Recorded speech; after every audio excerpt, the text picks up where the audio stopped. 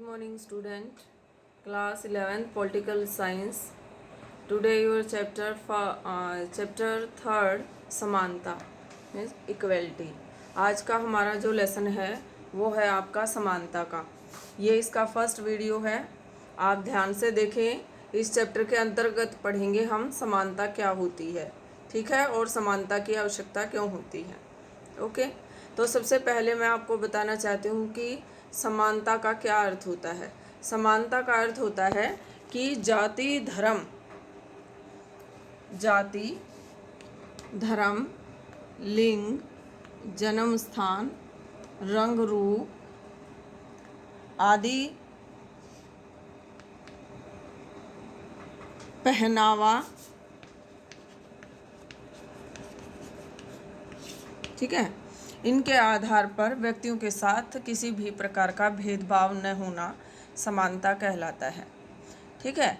आप सभी जानते हैं कि समानता किसी भी समाज के लिए बहुत ज़रूरी है, वहाँ के नागरिकों के विकास के लिए बहुत ज़रूरी है.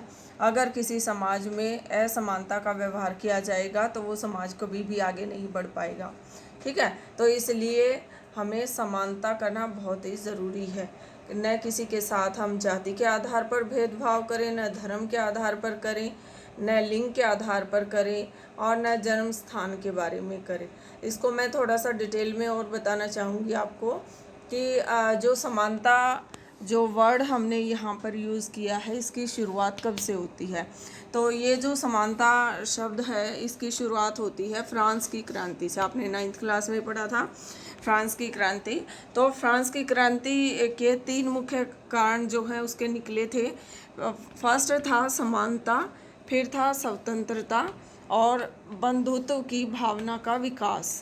ये जो तीनों चीज़ें हैं उस क्रांति में निकलकर सामने आई थी. किसी भी समाज में आगे बढ़ने के लिए सबसे पहले समानता का होना बहुत ही ज़रूरी है. समानता और जो स्वतंत्रता है वो एक दूसरे के पूरक हैं. अगर आप स्वतंत्र हैं और आपके साथ समानता का व्यवहार नहीं किया जाता है तो आपकी जो स्वतंत्रता है उसका कोई मायने नहीं होते हैं. फिर है बंधुत्व. भाईचारे को बढ़ावा देना किसी भी समाज के लिए मिलजुल कर रहने का एक बहुत बड़ा कारण होता है. ठीक है. तो यहाँ पर क्या है कि जो समानता है जैसे जाति के आधार पर प्राचीन समय से आप जानते हैं कि भारत में भी आप देखते हैं कि जो समाज है वो 4 हिस्सों में बटा हुआ था, जिसमें ब्राह्मण, ठीक है, और वैश्य, शूद्र और क्षत्रिय. तो समाज 4 वर्गों में बटा हुआ था, जिसके कारण जो समाज के अंदर जो है ये असमानता हमेशा बनी रहती थी. यहाँ पर जो कार्य हैं वो बटे हुए थे. ठीक है. जो ब्राह्मण हैं उनको धार्मिक कार्य करने थे, जो क्षत्रिय हैं उनको युद्ध वगैरह करना था, जो वैश्य और शूद्र हैं उनको जो घर के और अदर वर्क होते हैं वो निपटाने होते थे. तो इस तरह से समाज के अंदर ये बहुत प्राचीन समय से ही जो चीज़ें हैं बसी हुई हैं. लेकिन आधुनिक समय में जैसे जैसे एजुकेशन बढ़ रही है, जैसे जैसे बच्चों को शिक्षा मिल रही है, वो समझ रहे हैं कि अगर हम किसी दूसरे के साथ असमानता का व्यवहार करेंगे, उसके साथ समानता का व्यवहार नहीं करेंगे, उसको अपने जैसा नहीं मानेंगे, अब क्योंकि सभी जो व्यक्ति होते हैं वो समान होते हैं, एक जैसे होते हैं. आंखें उनकी सुनने के लिए, बोलने के लिए, हाँ डिफरेंस हो सकता है शरीर की आकार की बनावट में, जो है ऊंचा है या कम हाइट है, ज़्यादा हाइट है, ये एक अलग चीज़ें होती हैं. वो प्राकृतिक जो समानता होती है उससे रिलेटेड होता है. प्रकृति के द्वारा जैसा भी आपको बनाया गया है आपको उसी रूप में आपको स्वीकार करना होता है. ठीक है. तो इस तरह से जैसे जाति के आधार पर बताया मैंने, फिर मैंने आपको धर्म के आधार पर बताया कि विभिन्न धर्मों को मानने वाले लोग होते हैं, उसके आधार पे भी आप किसी दूसरे व्यक्ति के साथ, दूसरे धर्म को मानने वाले व्यक्ति के साथ जो है समानता का व्यवहार नहीं कर सकते हैं. उसके साथ भी आपको समानता का व्यवहार करना, उतनी ही इज्जत सामने वाले को देनी है जितनी आप उसे एक्सेप्ट करते हैं, चाहते हैं कि वो भी आपका जो है रिस्पेक्ट करे. ठीक है. फिर है लिंग के आधार पर कि भाई ये ये लड़की है या ये लड़का है, इसके ये कम, उसको कम आंका जाए, उसको ज़्यादा आंका जाए, लड़के को ज़्यादा आंका जाए, तो ऐसा नहीं होना चाहिए। फिर है जन्म स्थान के आधार पर। जन्म स्थान भी सभी के जो हैं एक अलग अलग हो सकते हैं, तो उसके आधार पर भी जो है भेदभाव नहीं होना चाहिए। फिर है रंग रूप के आधार पर। जैसे आपने देखा दक्षिण अफ्रीका के अंदर आपने देखा था कि जो काले और गोरे का जो भेद था वो वहाँ पर बहुत ज़्यादा फैल गया था। नेल्सन मंडेला ने इसके अगेंस्ट जो है वो आंदोलन चलाए और लगभग 28 साल तक वो जेल में रहे, क्योंकि वो समानता चाहते थे, वो गोरे और काले का भेद मिटाना चाहते थे। ठीक है, तो उसी तरह से पहनावा भी सभी लोगों का अलग अलग हो सकता है। अब हम भारत में ही देख लेते हैं, भारत में 28 स्टेट्स हैं और आपकी 9 यूनियन टेरिटरीज़ हैं, तो यहाँ पर सभी जो हैं अपने क्षेत्र के अकॉर्डिंग जो है पहनावा पहनते हैं। जम्मू कश्मीर में ज़्यादा ठंड होती है तो वहाँ के लोग वहाँ के अनुसार पहनते हैं। मैदानी इलाकों में ठंड कम होती है तो वहाँ के लोग उसके अनुसार कपड़े पहनते हैं। आप देखते हैं हरियाणा, पंजाब, उत्तर प्रदेश, बिहार, सभी का जो पहनावा है वो अलग अलग हो सकता है, लेकिन उसके के आधार पर यह आपको अधिकार नहीं मिल जाता है कि आप उस व्यक्ति के साथ जो है बुरा व्यवहार करें। आपको समानता का अधिकार करना है, सभी एक जैसे हैं, सभी को स्वतंत्रता प्राप्त है। ठीक है, तो यहाँ कुछ डेफिनेशन दी गई हैं, तो वो डेफिनेशन मैं आपको बताऊंगी। सबसे पहले मैं आपको बताऊंगी लास्की के अनुसार कि लास्की क्या कहते हैं।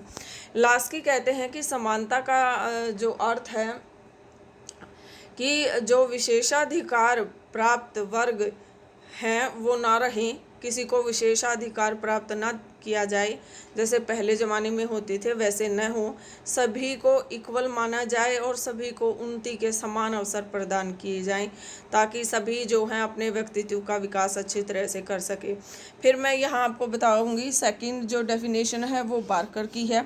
बार्कर क्या कहता है? बार्कर कहता है कि समानता का अर्थ है कि अधिकारों के रूप में जो सुविधाएं मुझे प्राप्त हैं वो दूसरे लोगों को भी प्राप्त होनी चाहिए।